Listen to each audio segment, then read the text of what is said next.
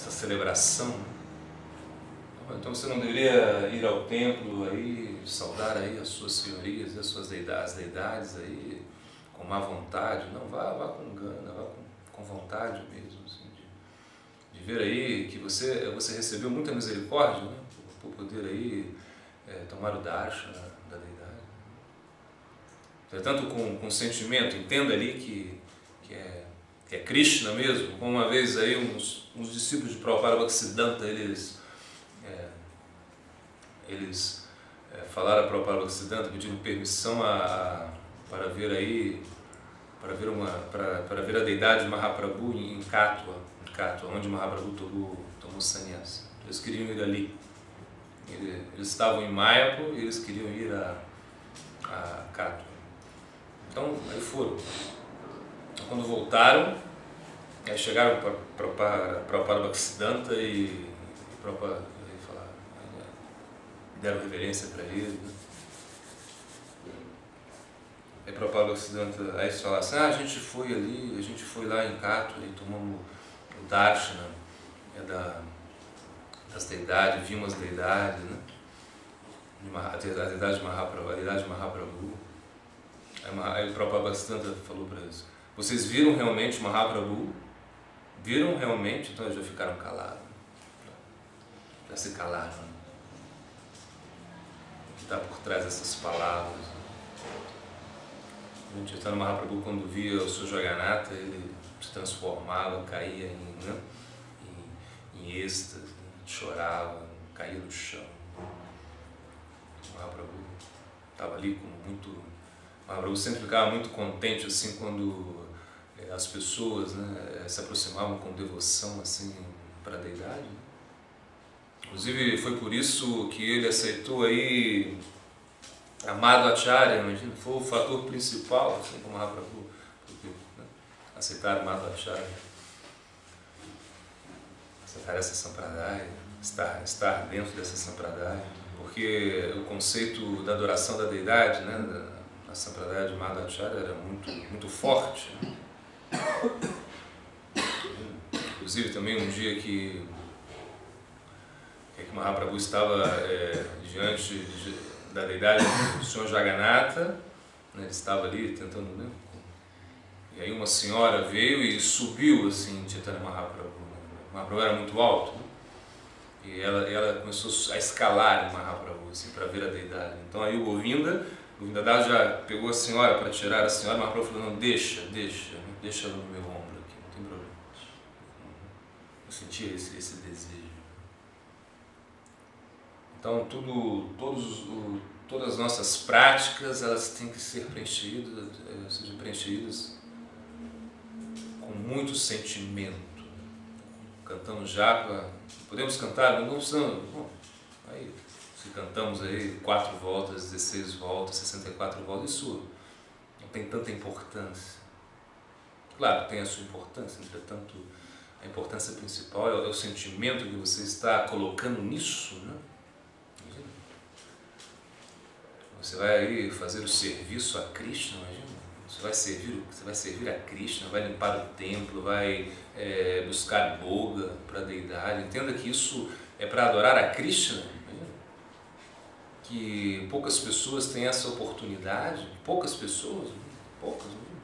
uma cidade tão grande, poucas pessoas estão tendo a oportunidade de servir a Krishna, de oferecer algo a Krishna, poucas pessoas. Então coloque sentimento nisso, ou seja, entenda, né, que por você ter um guru, né, ter um guru é uma fortuna muito grande, assim, ter um guru genuíno. Conseguir um guru genuíno, ou seja, obter isso depois de muitos e muitos nascimentos mesmo, ou seja, depois de por algum sukriti aí você conseguiu ter um guru pela misericórdia de Krishna. Né? Então agora coloca muita energia nisso, não se preocupe com mais nada, sirva ao guru, sirva a Krishna. Sua vida será feliz, preenchida com toda auspiciosidade, com toda bem-aventurança.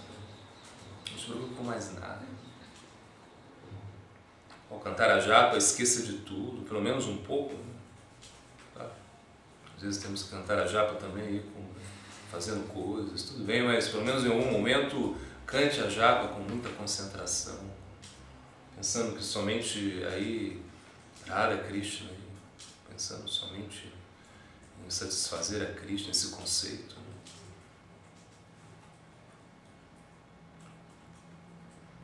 E qualquer serviço que você faça, qualquer atividade que você faça, escutar Harikatha, por exemplo, imagina.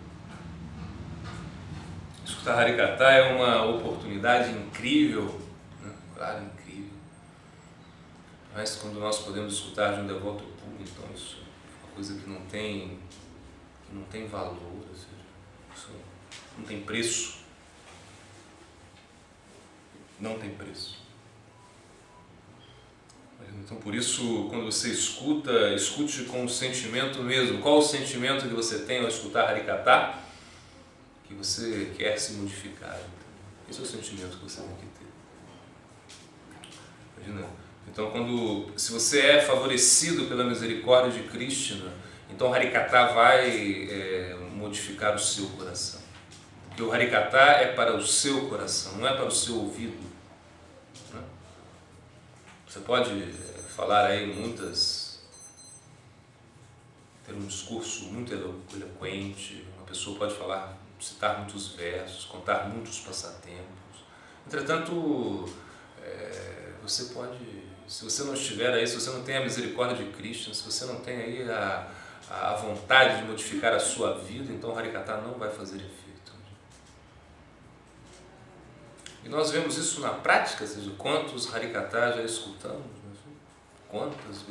Quantas vezes. Aí escutamos aí os nossos gurus, aí, os devotos puros, né, darem Harikatha, né, a gente escuta isso, mas entretanto, nada. Porque realmente temos que colocar um sentimento nisso, né, ou seja, em escutar Harikatha. Então, por exemplo, se você está disposto a modificar a sua vida, então escute Harikatha. Harikatha é onde está o sadhu, imagina, o sadhu está ali. Então escuta com muito sentimento. Porque isso vai ser capaz de modificar a sua vida. O Srila Bhaktivinoda Thakur, ele explica por que nós escutamos tanto Harikatha e por que isso não surte efeito. Ele diz devido à nossa duplicidade. Então, nós temos duplicidade, então nós não conseguimos os efeitos, né, do Harikatha. Quando você escuta Harikatha sem duplicidade, então isso vai surtir efeito. Pelo menos tentar isso, né? Então aí Bhaktivinoda Thakur também, ele diz, você escuta Harikatha e quando você ouve o sadhu dizer aí, abandone tudo, abandone suas posses, abandone todo esse materialismo e venha viver aí uma vida consciente de Krishna, você escuta isso e você se sente, e você tem medo disso, e você se sente desgostoso com isso, né? Assim diz Bhaktivinoda Thakur, você não tem nenhum prazer em escutar isso, então você não está sendo sincero. Assim, também o Guru Ksherodas Baji Maharaj, uma vez que disseram para ele que haviam pessoas que estavam escutando Harikatha e estavam chorando, estavam escutando Harikatha com muito sentimento. O Guru Ksherodas Baji Maharaj disse, então peça a eles que abandonem a vida familiar, peçam a eles que venham viver aqui comigo, praticar bhajana. Aí é assim tem que ser. Ou seja, se você quer realmente escutar Harikatha, se você quer realmente mudar a sua vida, tem que estar disposto a entregar tudo a Krishna, estar disposto a se render a Krishna. A vida, essa aí é a nossa esperança. Nós queremos aí viver no campo da rendição, né? Campo da rendição, campo onde você não tem vontade própria. Então, por isso é tão importante a gente atuar nessa consciência, que a todo momento eu vou querer incrementar a minha rendição a Krishna. A todo momento vou aí rejeitar tudo aquilo que é desfavorável meu avanço. Vou estar sempre aceitando tudo que é favorável. Vou colocar Krishna no centro da minha vida, entendendo que Ele é o meu único protetor.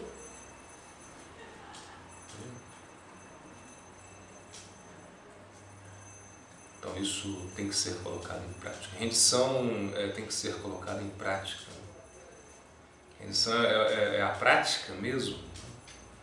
É a prática mesmo. Cada dia. Ou seja, com muita paciência. Não é que você vai conseguir aí sucesso aí nos primeiros anos, né? Não. Não é assim.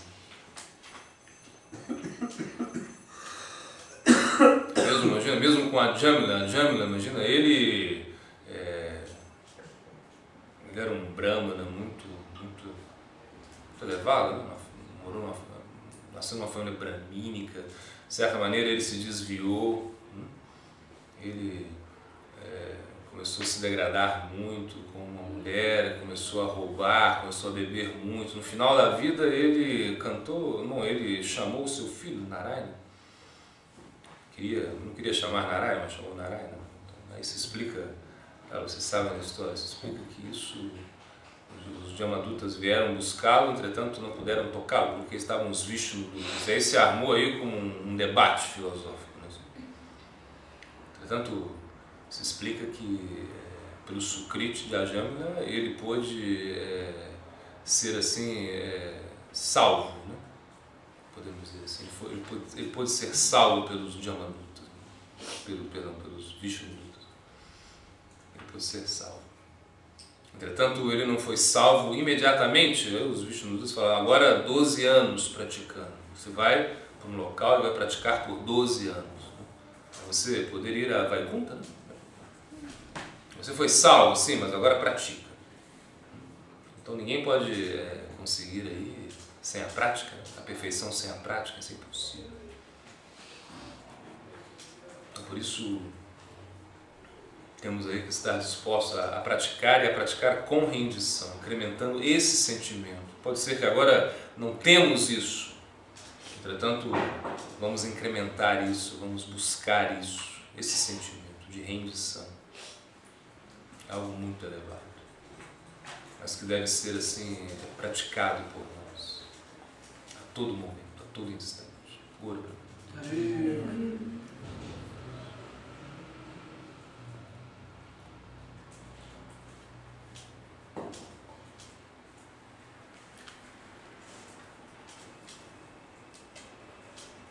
Uma pergunta?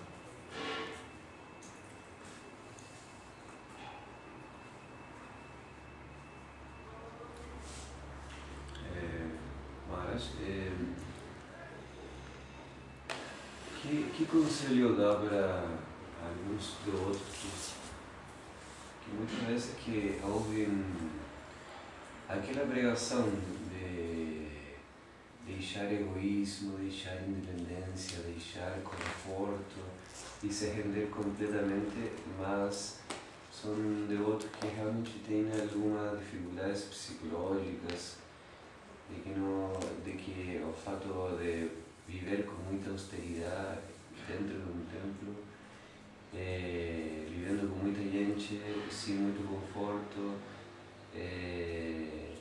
às vezes com dificuldade para poder descansar pela quantidade de gente, e todos os elementos que fazem da vida de templo bem austera,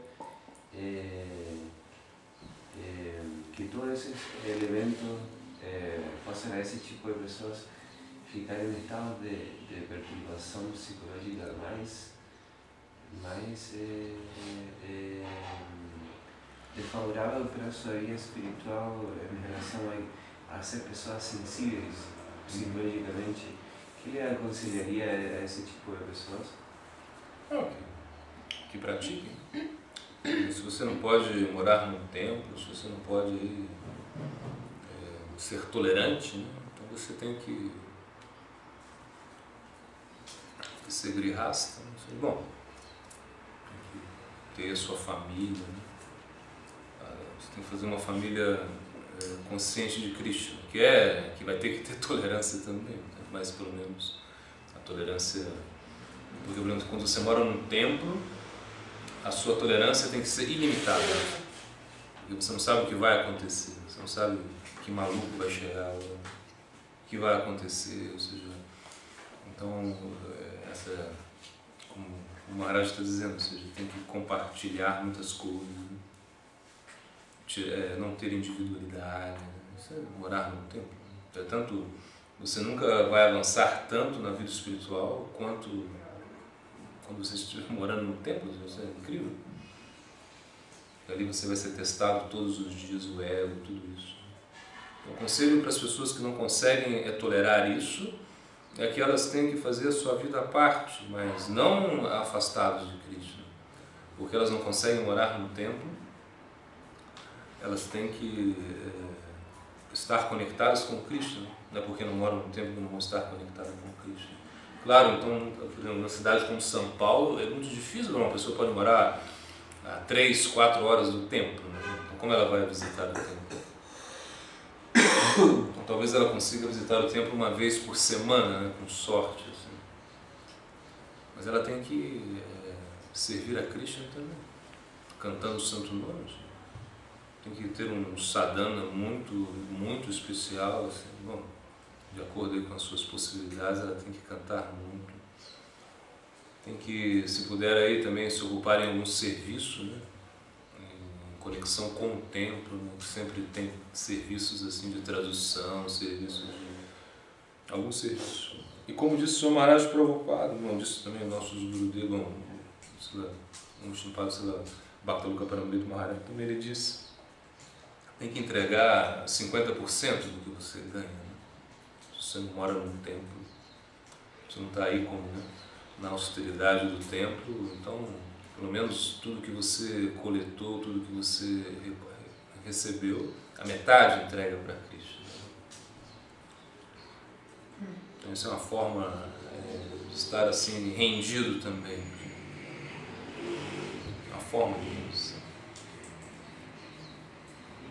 Claro que quem mora num templo, se você mora num templo, você não sabe o que vai comer, né? Nem sabe se vai comer. Não, geralmente comer. Mas você não sabe o que vai comer, não sabe, você não pode escolher muita coisa. Você não sabe quantas pessoas vão dormir ao seu lado, quem é essa pessoa, quem não é.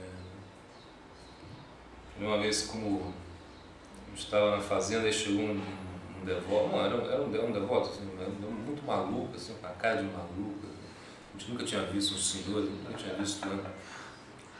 Viu na internet, acho que ligou pra cá e foi pra lá. Um cara muito maluco, assim, uma cara, parecia que tá. Esse cara assim que se os enfermeiros, um psiquiatra veja quer internar o cara imediatamente. Né? Se a ambulância passa, já quer levar o cara. E aí ele chegou começou a falar comigo, começou a falar maluquice, assim, e eu falei, não, ó, você pode dormir aqui com a gente, expliquei pra ele, assim, você pode, né? Expliquei tudo para ele, assim, mais ou menos, o cara só falava maluquice. Aí um devoto que estava também ali falou assim, estava também chegando ali recentemente, falava, Maharaj, você não vai...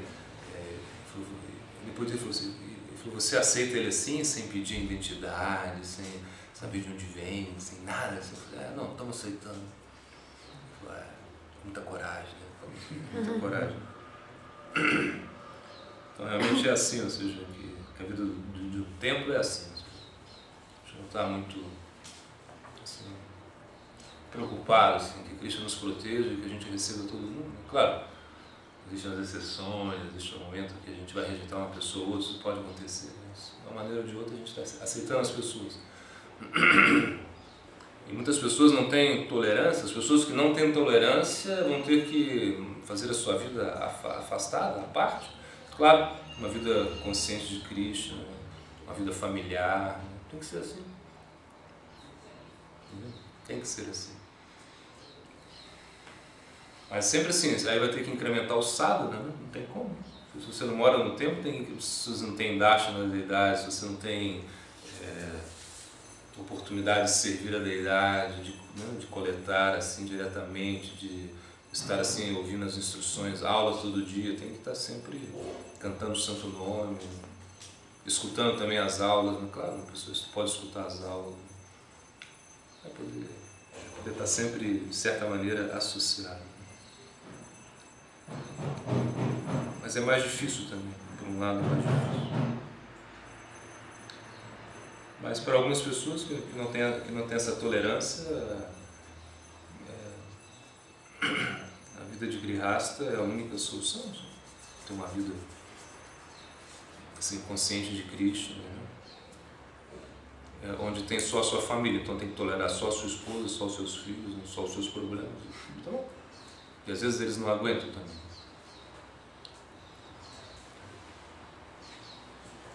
Então o conselho é esse, ou seja, que incrementem o sadhana, que cantem muito. Então, por isso que, por exemplo, Prabhupada, ele diz, o Maharaj Prabhupada, ele diz, para as pessoas que não moram no templo, que são grihastas, é obrigatório a adoração a Shalagrama Shiva. Ele disse isso, né?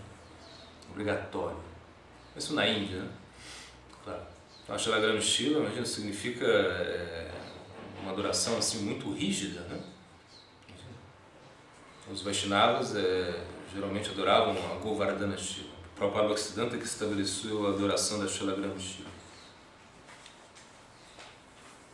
para que os brahmanas não ofendessem os Vaishnavas, né?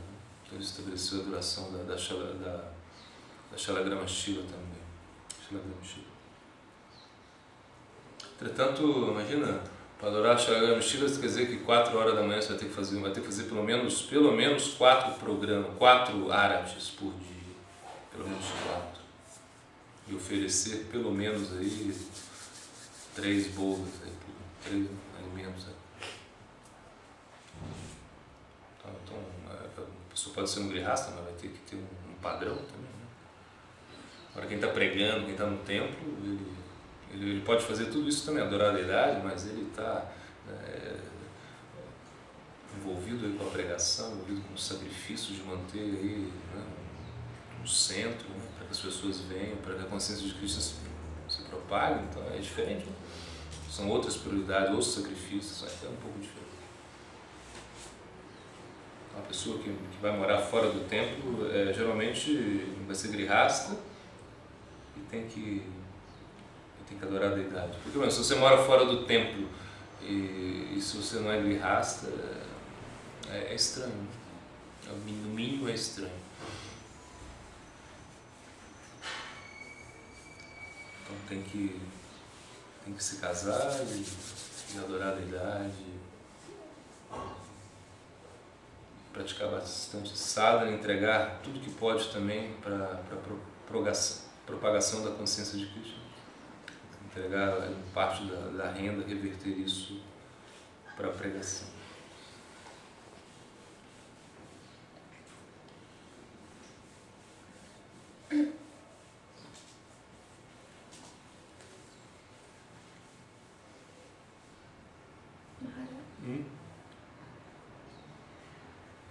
Maharaj, como também outro conceito,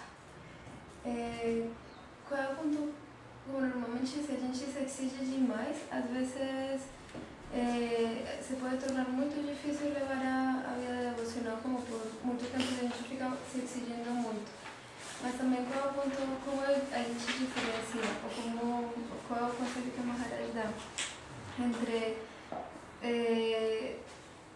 chegar até o nosso próprio limite ou cruzar esse limite que a gente mesmo tem e de que maneira fazer isso sem que a nossa vida se prejudique, a nossa vida espiritual, ou como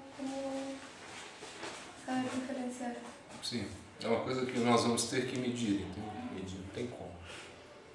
Por exemplo, uma pessoa pode, tem pessoas que podem, sei lá, dormir 6 horas por dia, pessoas que necessitam dormir um pouco mais. Então, por exemplo, ou tem pessoas que podem dormir menos. Por exemplo, se você dorme, se você quer dormir, se você quer fazer todas as atividades, aí você pensa, tem muito serviço para fazer, assim, e tem que praticar, e tem que fazer tantas coisas, aí você começa a dormir, sei lá, 3 horas por dia, 4 horas por dia. Então você tem que ver se você é capaz de fazer isso, né? Até que ponto você é capaz de fazer isso. Até que ponto isso não prejudica o teu serviço. Né? Por exemplo, então os esforços, eles devem ser assim, comedidos, assim, regulados. Né? Krishna fala isso também. Então você tem que se esforçar de uma maneira que você tem que entender que você tem uma longa jornada. Assim. Então você não pode se esforçar muito, né, no início e depois não ter energia mais para praticar. É igual uma pessoa que vai correr uma maratona, né? Então ele não pode sair correndo na frente de todo mundo. Às vezes a gente via isso, né? Quando a gente trabalhava na área, a gente às vezes via uma maratona, nessa maratona de São Silvestre, por exemplo, às vezes era assim, muitas pessoas saíam correndo assim, né? Muito. A maratona São Silvestre, não sei, não lembro quantos quilômetros são. Mas às vezes ela saía correndo assim na frente, muito na frente assim, para aparecer na televisão, né? Então, corria muito, assim, nos primeiros quilômetros, assim, mas corria muito, assim, aparecia na televisão, depois como já não conseguia mais correr, era para as outras pessoas comuns. Então é assim, ou seja, por exemplo, se você quer prestar serviço a Krishna assim, para a sua vida toda, então você tem que ter uma regulação. Você não pode... A mesma coisa, por exemplo, se hoje eu quero cozinhar aqui para os devotos e utilizo todos os ingredientes que tem aqui na cozinha, todos, né, para que se faça um grande festival, depois não tenho mais nenhum ingrediente para os outros dias, então isso não é uma coisa muito inteligente. Então isso, assim, em relação às nossas práticas, a gente deveria sempre ter um bom senso. Isso somente a própria pessoa vai poder medir isso. Ou senão, o Siksha Guru também pode ajudar. Né? O Siksha Guru pode olhar e falar, você está se esforçando muito nisso, você está dormindo muito pouco, você está comendo muito pouco, você está se estressando muito. Bom, você está com muitas atividades. Não, o Siksha Guru, ele vai te colocar, ele vai te dar aí as instruções para você poder praticar. Então, esses dias a gente escutando uma aula de um Srimad Bhaktivinoda Paramahංsa Maharaj, ele dizia, eu venho, né, no templo uma vez ao ano, o discípulo talvez me vê 2 vezes ao ano no máximo, então a minha importância é até secundária. Ele falou assim, para o discípulo é mais importante até o Siksha Guru, né, ou seja, o presidente do templo, né, o sannyasi, a pessoa que está ali, quem ele está sob a cargo dessa pessoa, é mais importante até do que a própria presença do Guru, e claro, em certo sentido sim. Por quê? Porque ele vai estar vendo, né, as suas dificuldades dia a dia. Né? Às vezes o Gurudeva, ele dá uma instrução geral para você. Né? Porque o Guru, ele tem um aspecto onisciente. Ou seja, que o Guru, esse aspecto onisciente é divino. Então, por exemplo, ele pode ver coisas e te dar umas instruções assim que essas são instruções gerais. Entretanto, a onisciência do Guru não é completa, não é absoluta. Entende? Então ele não pode ver tudo. Então ele te dá uma instrução, às vezes, assim, e que você mesmo vai precisar, para levar a cabo essa instrução, do auxílio do Siksha Guru. E muitas vezes o Siksha Guru vai perceber que a instrução que o Guru deu, você não vai poder seguir isso. Entende? Então o Siksha Guru vai ter que mudar. Então se disse também que existe, na prática do serviço devocional, existe discípulos assim, que vão servir o Guru, que eles são sempre, assim, nessa terminologia, eles são sempre canistas de caras, ou seja, eles sempre vão estar numa plataforma inferior. Por quê? Porque eles têm que seguir a instrução do Guru assim como o Guru deu, entendeu? Eles não podem modificar nada. Então eles só vão fazer o serviço se o Guru mandar, ou seja, não vão fazer mais nada. Existem, por exemplo, discípulos que vão fazer o serviço antes que o Guru peça. Isso é como se diz, aí se dá o exemplo de Madhyama Dikaya. Assim, em termos de qualificação, né? Não que o discípulo seja isso ou não. Então, por exemplo, ele vai, antes que o Guru peça algo, ele já faz. Então o Guru vai ficar muito, isso é muito melhor, né? E existe também atitudes, ou seja, discípulos que podem atuar na plataforma de Uttama Dikaya. Ou seja, então eles vão como ir contra a instrução do Guru para satisfazer o Guru. Isso é o mais elevado. Quando o Guru te dá uma instrução e você de repente vai contra isso e satisfaz mais o Guru do que isso. Isso é difícil, claro, não é tão fácil. Então, de acordo com a capacidade da pessoa, ela vai praticar, ela vai como, né? Então, por exemplo,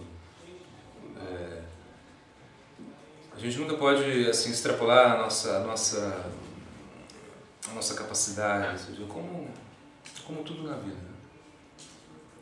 Isso é um aspecto. Outro aspecto é o aspecto interno. O aspecto interno é muito importante, ou seja, quando a pessoa também ela se exige muito, né? Ou seja, ela se cobra muito, né?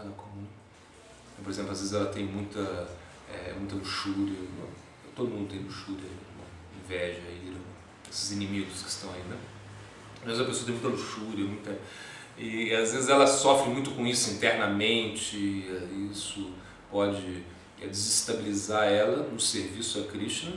Por quê? Porque ela não tem paciência, ela não tem como paciência consigo mesmo. Então, aí o Rupa Goswami falou, né, que você tem que ter paciência no serviço devocional. Então, não é de um dia para o outro que você vai acabar com toda a luxúria que você tem.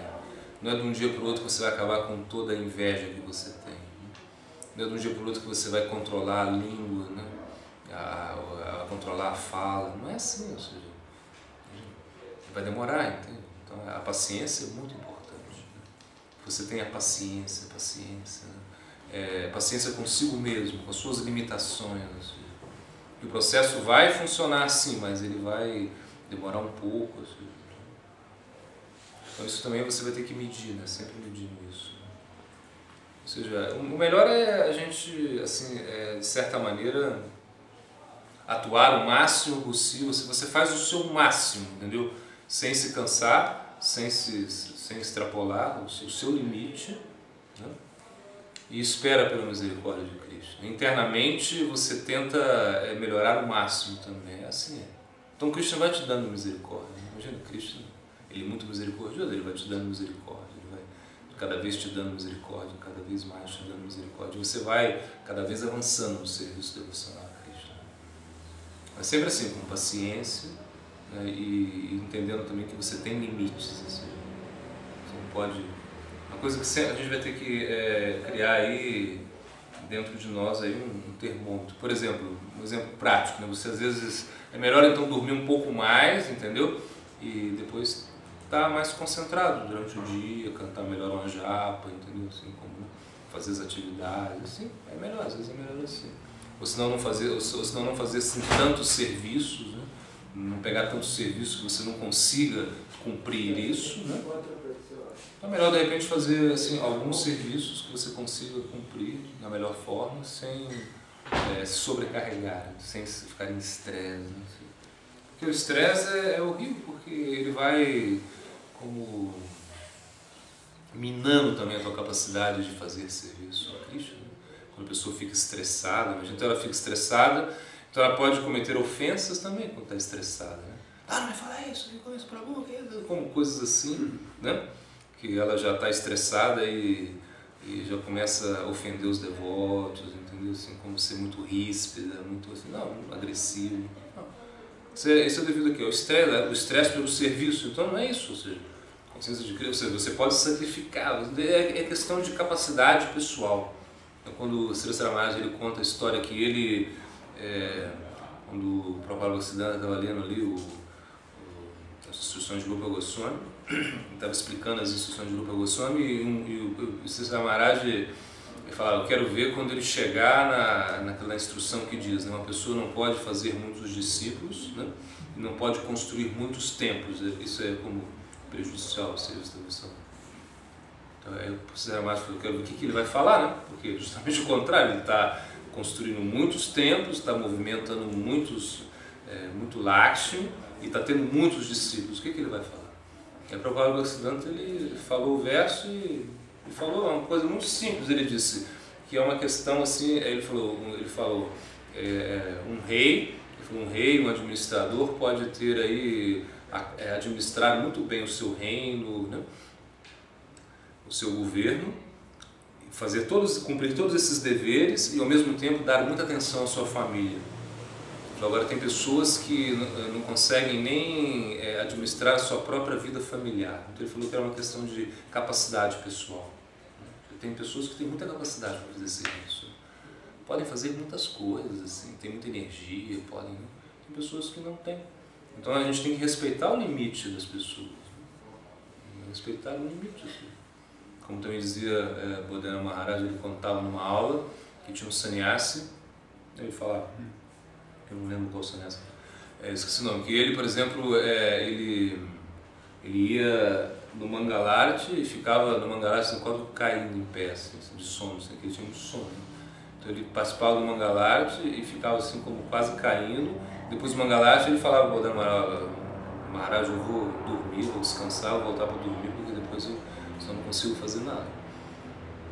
Isso é uma coisa natural, ou seja, porque o próprio corpo dele, a própria constituição pedia que dormisse um pouco mais. Ele estava no Mangalarti, participava, depois ia dormir, depois ia cantar japa, fazer seu serviço, ou seja, tem pessoas que são assim, tem pessoas como o Guru Maharaj, quem consegue acompanhar o Guru Maharaj? Até hoje não vi ninguém, fica todo mundo caindo assim, porque né, não tem como acompanhá-lo, né?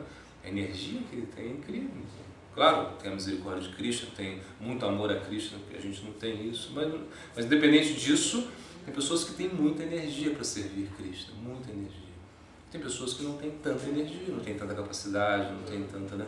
Tem pessoas que se complicam muito assim, com contas, com coisas assim, não conseguem dar atenção para muitas pessoas. Tem pessoas, por exemplo, que não conseguem conversar com muitas pessoas. Assim. Então a gente tem que entender que o serviço a Krishna é algo, ele tem um caráter aí absoluto, esse é o mais importante, tem um caráter relativo também. Um caráter absoluto, a gente entende que tudo é importante, qualquer serviço que você faça a Cristo é importante. No caráter relativo, você entende que tem devotos que fazem serviço com um grau de importância maior para o Guru, para Krishna, não sei. Isso é muito bom, mas isso também é uma questão também de capacidade, né? De acordo com a capacidade da pessoa.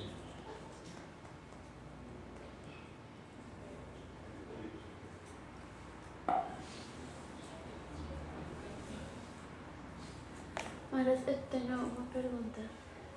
Cuando llegó Gurudev, estaban preguntando cuál debería ser a etiqueta que a gente deveria ter. Pelo menos quando ele chegou, eu achei que realmente não tinha como melhor comportamento na frente dele, né? Como que eu queria saber qual que tem que ser essa etiqueta na frente do Guru, né? Como que a gente tem que agir quando o Guru está aqui presente. Como isso? Você queria saber isso? Uhum.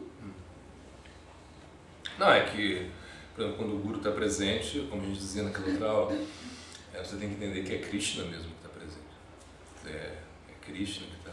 Então, a atitude é de submissão assim, completa. Assim, completa. E de muito cuidado também, para que você não cometa nenhuma ofensa, ou seja, que você não desagrade ao Guru de nenhuma maneira. Ou seja, então você vai tratar aí o Guru, tentar agradá-lo assim, de todas as maneiras, satisfazer os seus desejos assim, de todas as maneiras, e ao mesmo tempo você vai tentar também potencializar essa associação. Ou seja, que nós mesmos não temos assim muitas qualidades assim para se associar com o sadhu, mas pela misericórdia sem causa de Krishna, você está numa posição que você recebe essa associação. Então, assim, por exemplo, quando você ouvir, ou quando você senta para escutar do Guru, você tem que entender que tudo que ele disser está a nível de conclusão védica. Ou seja, então, também isso. Ou seja, então, um discípulo vai à aula do Guru, vai tentar, assim, com muita atenção, escutar as suas palavras, gravar as suas aulas, né? Anotar aí os pontos importantes assim, das suas palestras. Né? Porque isso vai beneficiar o discípulo para o resto do ano, né? Ou seja, que nós não temos assim, a oportunidade de ter um contato direto com o nosso Guru assim, durante todo o ano.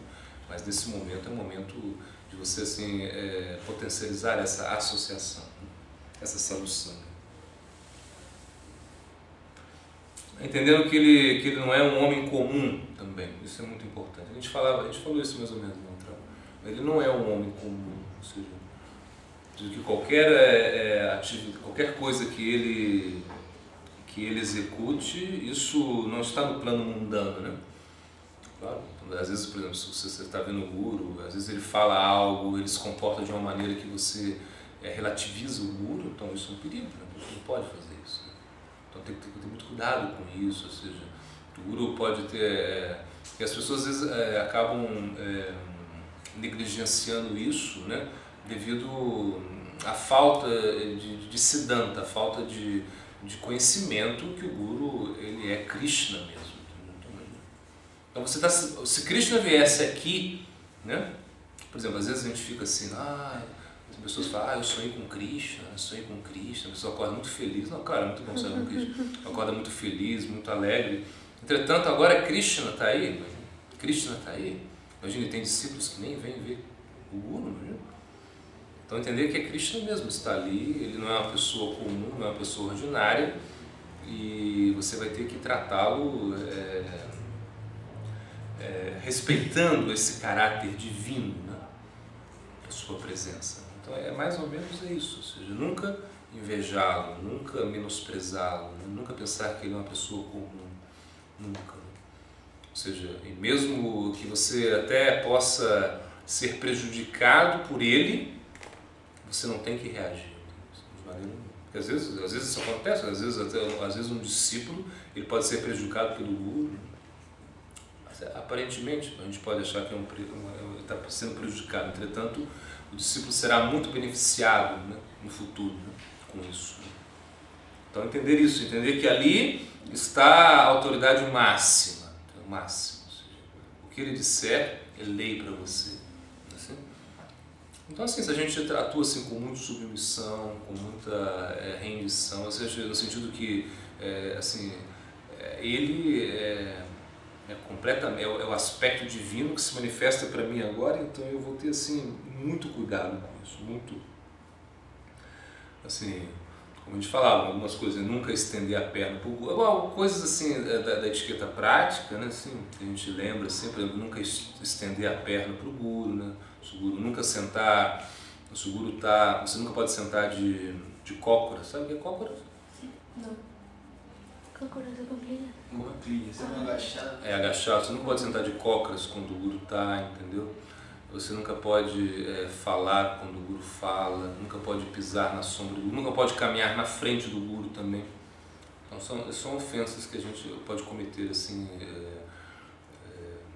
ao nosso guru, assim, que às vezes coisas que podem acontecer. Claro, essas ofensas são ofensas assim que não são tão graves, mas elas são ofensas também.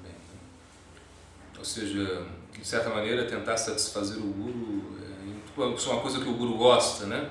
Por exemplo, o Guru Yogananda, ele gosta muito de coco, né? Então já perguntou de coco várias vezes. Então assim, o discípulo começa a perceber o que o guru gosta e tenta, talvez o Guru Yogananda não gosta muito de massagem, não sei, então ele gosta de coco, então vamos, né? Tem muito coco para ele, né? Com algo assim, né? Quando ele perguntava, ele perguntou nada, né? Pediu o coco lá na venda e depois no aeroporto ele perguntou para mim se em Belém tinha coco, né? Eu falei, tem mais coco que água, né? Então tem muito coco. Então aí o Maharaj Mandra, assim, então ele quer coco, né? Coisa assim, então isso é muito importante, ou seja, então claro, por exemplo, se o guru não quer massagem, você não vai fazer uma massagem porque você quer agradar o guru, não é isso, né? Como tem que tomar esse cuidado, né? E assim, se a gente é muito cuidadoso e orar muito para tudo, assim, orar muito para o guru mesmo, porque o guru está, ora para que você não ofenda, que você não cometa nenhuma, sabe, algo equivocado, que você sempre possa agradá-lo nesse momento, assim, um momento assim de tensão, entendeu? É assim que a gente tem, assim, algo que pode te beneficiar muito, entendeu? Mas ao mesmo tempo pode te prejudicar. Então tem que pensar isso, né? Porque não é pensar, Gurudeva, não é isso. É algo muito sério, receber um guru, o guru está presente. Então é algo assim como a nossa atmosfera Ou seja, o nosso comportamento não tem que ser um comportamento usual, comum do dia a dia, entendeu? A gente tem que mudar o nosso comportamento, porque o guru está aqui. Então vamos, né? Ou seja, coisas que nós falhamos. Eu lembro quando chegava lá no Chile, assim, no início, né? A gente foi lá para Brahmacharya, aí a gente estava assim, e o Gurudev Adonanda estava na Índia, né? Aí o Gurudev Adonanda ia chegar, então assim, aí no dia que ele ia chegar, assim como esconde a marraqueta, cadê o refrigerante, assim como tudo tirando, assim, e limpa o banheiro, e assim como, né? Assim, esse é o comportamento, ou seja, nós temos, né, podemos fazer coisas que você não vai fazer com um guru, né? Entendeu? É normal. Isso não é hipocrisia, entendeu? Isso é uma preocupação que você tem, não é assim? Tem pessoas que falam assim, tem gente que fala assim, eu sou eu mesmo, né? Tipo assim, né? Eu sou sincero, o que eu faço, eu faço. Então não é assim, ou seja, porque o guru está aqui, por mais que a gente possa fazer coisas que não agrade o guru, você não vai fazer isso, né? Ou seja, então essa preocupação, né? Então o guru, por exemplo, não gosta de açúcar branco, né? Então não vai fazer nada com açúcar branco para o guru, né? Então faz coisas aí com açúcar mascavo, mesmo que seja só nesse momento, né? Então assim tem que ser. É a mesma coisa, por exemplo, se amanhã o presidente da República vem visitar o templo, imagina? Você vai limpar o templo, não é assim? Os carros vão fazer isso, ou seja, quando vem uma grande personalidade, eles vão limpar, né?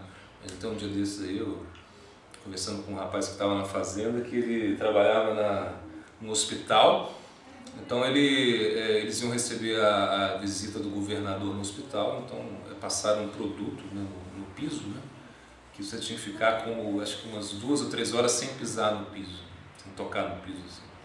Então diz que veio um cara veio para ser atendido, mas ele não podia entrar, né?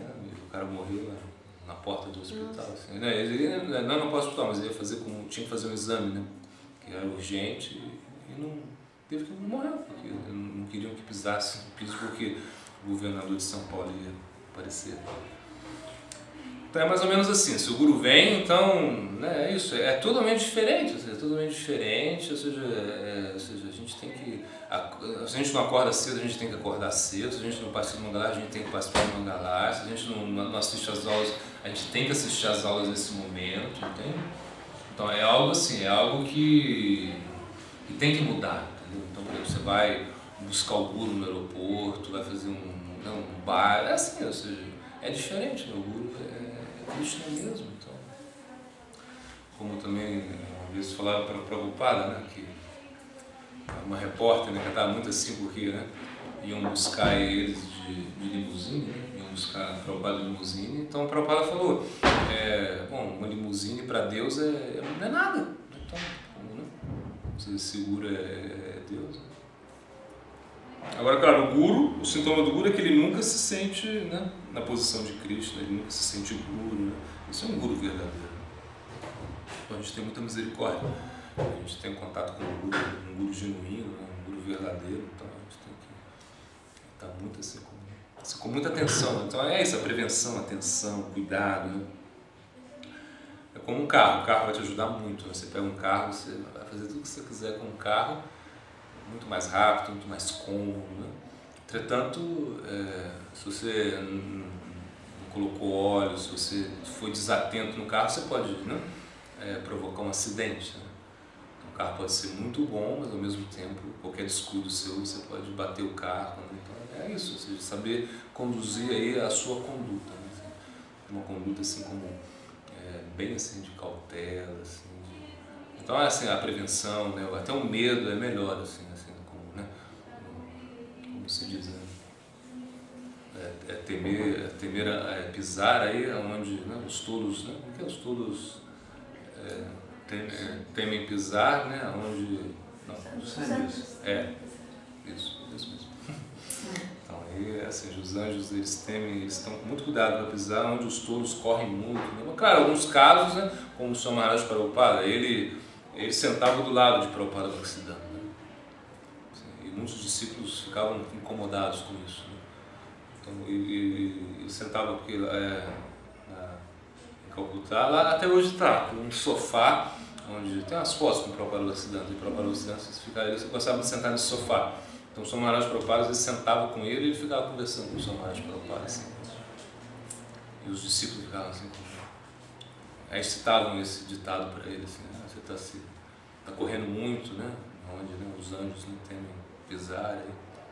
O próprio Swami Maharaj Prabhupada não se preocupava muito com isso, porque como ele sentia que era uma misericórdia do seu Guru, às vezes o Guru ele dá essa misericórdia, uma certa intimidade também, não sei, uma coisa. A relação é um pouco difícil assim, de se discriminar. Entretanto, a gente, de uma maneira, a melhor coisa é a gente estar sempre como, né, reverenciando, assim, à distância, com muito cuidado.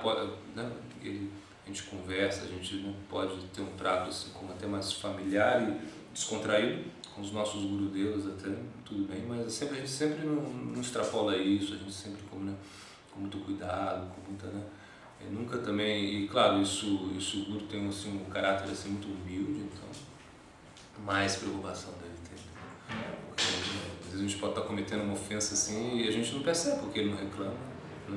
Então é muito perigoso, isso é perigosíssimo. Então a gente tentar aí agradar o guru e com muito respeito, muito cuidado, assim, muito, né, reverência, assim tem que ser, prestando respeito e tomando cuidado em todo momento, assim tem que ser. A gente lê lá até no quarto de Narada, onde está esse conceito de Narada para o Brahmacharya, né? Deve se falar como uma relação de forte amizade com o Guru, né? Algo assim. E como deve ser essa relação assim? Com respeito também. Ou seja, essa relação de amizade ao Guru, ou seja, não é uma relação de intimidade, né? Não é que o Guru é meu amiguinho. Meu amiguinho, vamos dar tapinha nas costas e vamos. Não é assim. Amizade, ou seja, quando se fala em amizade, significa que é um amigo, né? Um amigo é uma pessoa que te ajuda, né? Um amigo. Então é uma amizade, está mais relacionado ao sentido de colaboração. Então você vai ter uma atitude de amizade com o Guru, assim, uma atitude favorável, né? Gravar uma atitude de amizade é algo favorável, né? Não negligenciar, né? Na intimidade, né? Por exemplo, por isso que se fala, você vai, quando vai falar o nome do Guru, não pode falar, né, o nome sem, né, antes mencionar Om Vishnupada, né? Não pode, porque, bom, você pode até falar, mas é ruim, você não vai falar, você não vai falar Paramadvaita, né, Swami, você não vai falar isso do seu Guru, entendeu? Seria uma ofensa, né, você falar isso, né? Paramadvaita, Swami, não. Vai falar Om Vishnupada, Bhakta Loka, Paramadvaita, Swami. Ou vai falar Guru Maharaj, ou Guru Deva, então não vai falar Paramadvaita, imagina um discípulo falar Tulananda, né? Tulananda, né? Impossível, se eu ouvir isso, dá vontade de bater no cara. Então, como a gente viu uma vez aí, a gente estava no local, aí o devoto assim, era muito assim, como ofensivo, assim, como muito assim, arrogante, ele falava, porque Paramadvaita, assim, não era nem o discípulo dele, né? Ele não era discípulo de Guru Maharaj, mas aí um discípulo que estava ali, era um cara mais esquentado assim, falou assim, ei, você tomou cerveja com o meu Guru? Você já tomou cerveja com ele? Assim, tomou cerveja com ele? O cara ficou assustado, falou, não. Então, olha lá, então pelo menos aí Swami, né? Pelo menos Maharaj, que negócio Bom, por um lado está certo, mas imagina, o discípulo ouvir isso, né? Paramadvaita, né? Imagina, horrível, né? Nem o Maharaj, nem o Swami, então, pô. Não é isso, ou seja, mas a intimidade, ela não vai assim como gerar uma. Às vezes é isso, até o Maharaj ontem ele falava, sabiamente, né? Que às vezes o Guru mesmo ele dá essa intimidade para o discípulo, entendeu? O discípulo poder se relacionar com ele, por exemplo, uma pessoa às vezes assim, com uma posição muito, até pelo ego, pela própria condição de vida, ela não pode tratar ter um relacionamento com o Guru assim como discípulo mesmo, entendeu? Então, de certa maneira, o Guru trata ela como amigo, né? Sim, às vezes, não é todo mundo, mas ele trata ela como um amigo, assim, então então fala, o Guru é meu amigo, assim, ele é meu amigo, o Guru, né, meu amiguinho, sabe? Aí a pessoa acredita nisso, ou seja, agora o Guru deu essa liberdade para que a pessoa possa se conectar, a pessoa possa fazer serviço, entende? E até se você pedir para essa pessoa se comportar, às vezes, então se a gente pede para essa pessoa se comportar de maneira diferente, até é ruim, a gente é melhor não falar nada, porque a gente está vendo que é o Guru que está dando essa liberdade, entende? Então, às vezes o Guru também, ele dá o afeto, né, paternal, às vezes, né? Às vezes a gente ia lá em São Lourenço, lá uma Mataji, que tinha uma filha, assim, pequenininha, assim, adolescente, o Guru Maharaj tratava ela como se fosse uma filha dele, assim, era uma filha, assim, a gente via, era como, né, o jeito que cuidava, era tudo como se fosse uma filha, o Guru Maharaj estava tratando ela como uma filha, não como uma discípula, assim. Bom, as discípulas também são filhas, mas era como uma filha, porque ela não tinha pai, assim, bom, a gente entendia isso, a gente percebia esse caráter, assim, como, né, de Vatsala, assim, essa coisa assim de tratar aí a discípula como filha. E até, então depois até o Guru Maharaj mesmo, ele comentou isso, assim, estava atuando assim como no papel de pai, né, dela, assim, e é verdade, ou seja, então o Guru muitas vezes ele é assim, ou seja, ele atua no papel de amigo, entendeu? Assim, de muita intimidade, isso, alguma coisa assim. Mas você vê até que Arjuna também com Krishna, né? Quando Arjuna viu a forma universal de Krishna, Arjuna falou, pô, você me tratava como um amigo, assim, né? Desculpe as ofensas que eu cometi e tal, né? Às vezes acontece assim. Às vezes pelo serviço também, você pode ter até uma amizade, assim, ou seja, uma intimidade maior com o Guru, entendeu? Mas não pode negligenciar, ou seja, tem que ser misericórdia do Guru, ou seja, também para que a pessoa faça algum serviço, cumpra algum desejo, né? Mas não a gente vai sem querer tratar o Guru como nosso amiguinho, nosso coleguinha, não é assim. O Guru é o Guru, né?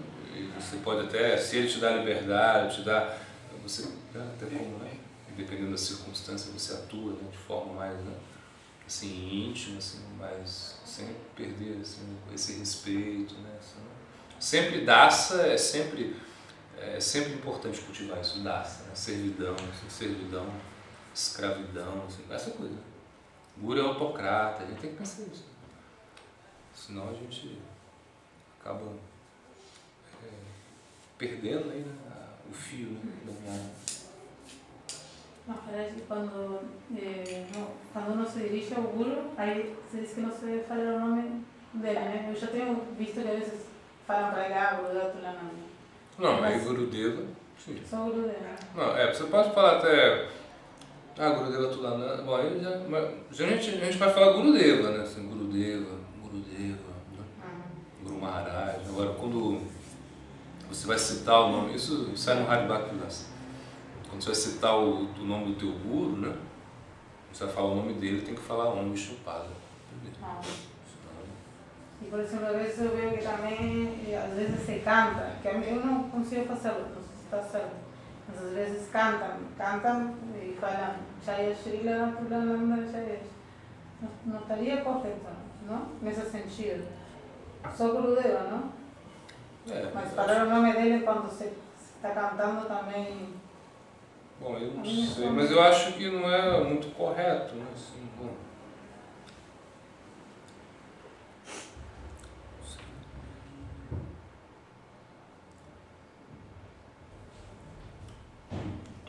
Não, por exemplo, geralmente se acrescenta, né?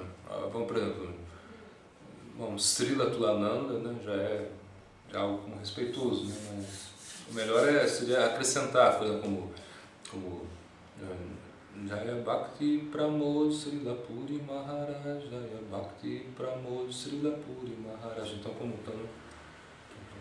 acrescentando mais, de repente só Srila Tulananda talvez não seja correto, não sei dizer se é o certo, mas talvez tivesse que acrescentar, né? Como for mais assim, como